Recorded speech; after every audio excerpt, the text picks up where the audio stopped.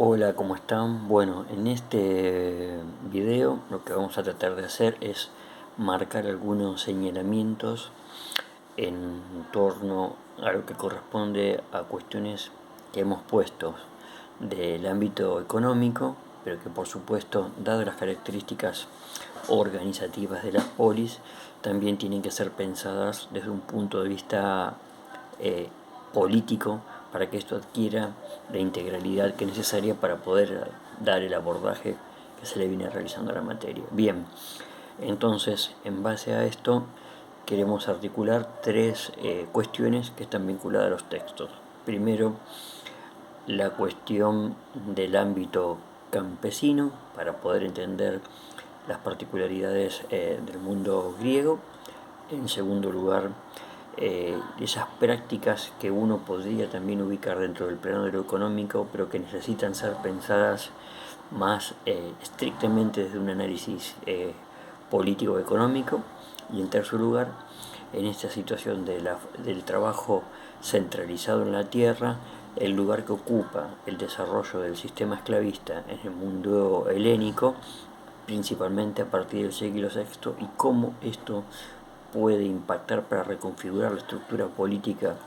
de las poleis helénicas, y que esto que estamos charlando vamos a tener que volver a repensarlo en el marco del siglo V, siglo IV y todo lo que tiene que ver con el desarrollo del imperialismo ateniense. Entonces, bueno, como primer punto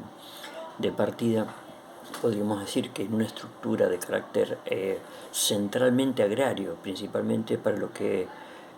implica el periodo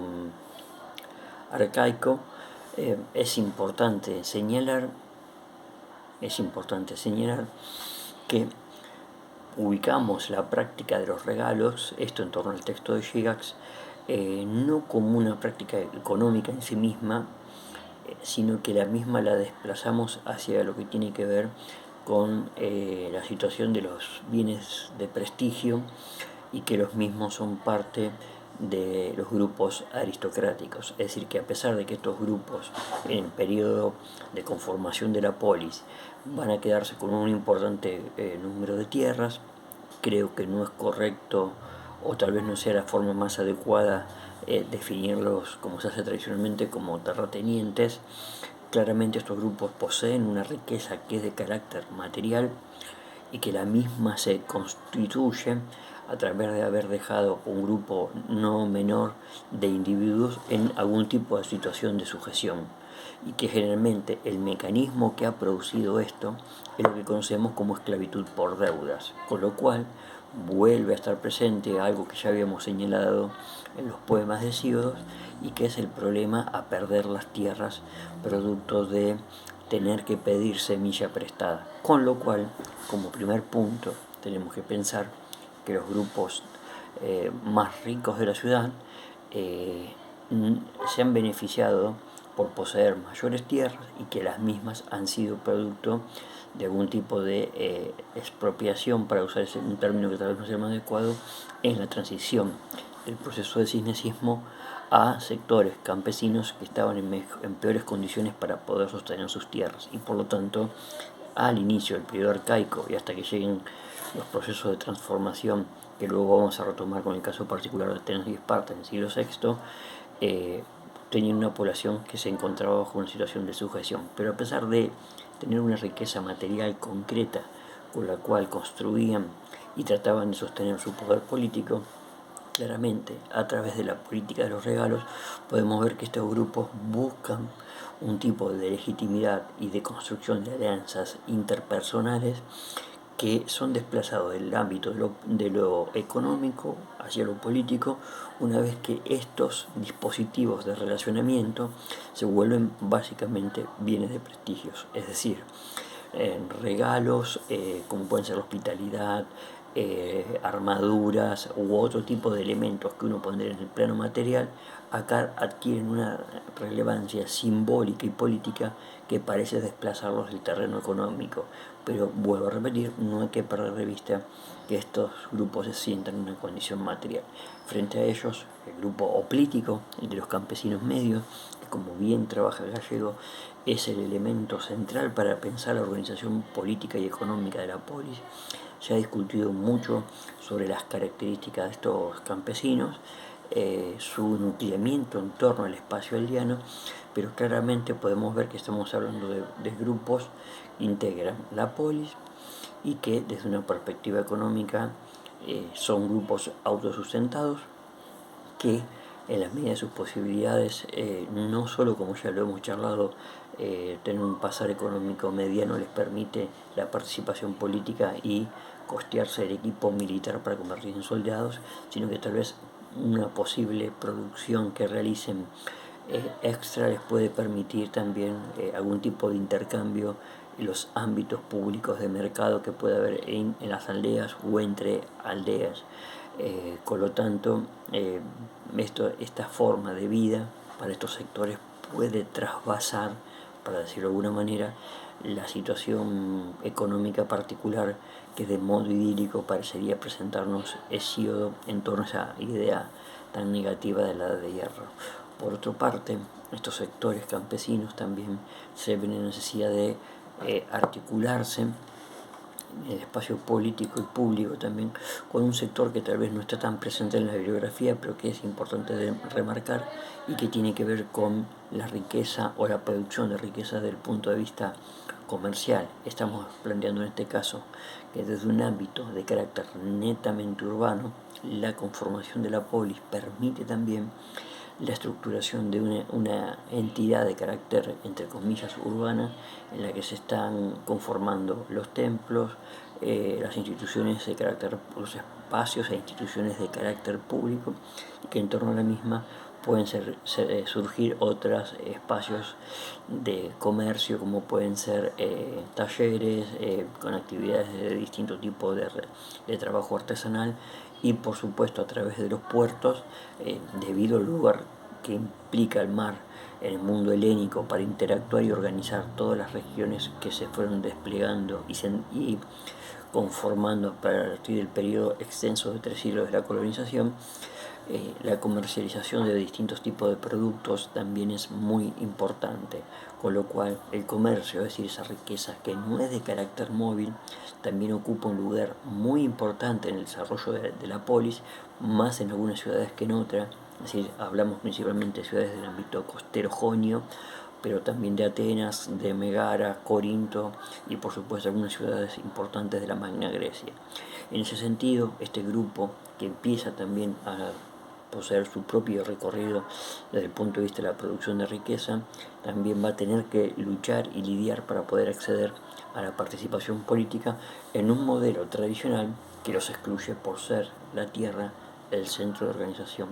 de la polis. Y en última instancia, en este contexto en donde la estructuración política y social y económica está puesta en torno a la tierra, claramente podemos plantear que las transformaciones que se aceleran en el siglo VI y que parecen estar mejor atestiguadas en el caso de Atenas, implica que para descomprimir los conflictos políticos y para poder restituir a una dimensión jurídica distinta, es decir, la de volverlos a dar la libertad a un grupo importante de antiguos campesinos que han quedado bajo la situación de esclavitud por deuda u otro tipo de dependencia económica, paulatinamente nos va planteando Finlay la conformación de la estructura de un modelo esclavista, va conformando la figura del esclavo mercancía, un elemento novedoso y que como tal va a transformar en gran parte la estructura económica, agraria, y también va a tener cierto impacto en lo que tiene que ver con la organización política del mundo griego. La posibilidad de incorporar paulatinamente la esclavitud implica, por un lado, evitar o desplazar el conflicto de la servidumbre por deuda al interior del mundo helénico entre griegos, retomando la vieja frase de Solón: ningún ateniense puede esclavizar a otro ateniense, se resume. Pero por otro lado, esta formación que se construye implica la novedad de tener que hacer un proceso de trabajo para poder conseguir esclavos en las periferias del mundo helénico a través de racias y de formas para traerlos cautivos, y estos luego se venden en los mercados y pueden ir a parar a producciones importantes de estos sectores de políticos ricos, como llamábamos antes, provenientes del sector aristocrático, pueden acompañar en el trabajo día a día a un campesino medio, o pueden también estar ocupando talleres o espacios urbanos de trabajo junto a sus dueños, y por supuesto también pueden llegar a estar ocupando instancias de carácter bajo el control de la organización política de la ciudad, como va a ser posteriormente el caso de las minas del Aurión en Atenas. Entonces la incorporación de la esclavitud tiene un impacto económico, pero también comienza a construir un elemento de carácter de simbolización política. El esclavo es aquel que ocupa la antítesis de lo que implica el hombre libre, y por lo tanto va a ser una de las variables a través de las cuales también va a comenzar a ser pensado en sintonía la figura del no griego, del bárbaro, y tiempo después, a partir del siglo V, la figura de la esclavitud también va a tener una vinculación a lo que implica la contraparte de la tiranía, y ambas, esclavitud y tiranía, pensadas como un modelo propio del imperio persa y lo bárbaro, por antonomasia y exclusión del mundo griego. Y por supuesto, aunque la bibliografía va a estar más concentrada luego en el periodo clásico que en este periodo arcaico, no debemos olvidar la situación de las mujeres que se encuentran reducidas a un ámbito de lo doméstico, en donde se encuentran fuera de la participación pública, pero a pesar que todo el caudal de material escrito por los varones ponen siempre hincapié en la producción de la tierra como una virtud,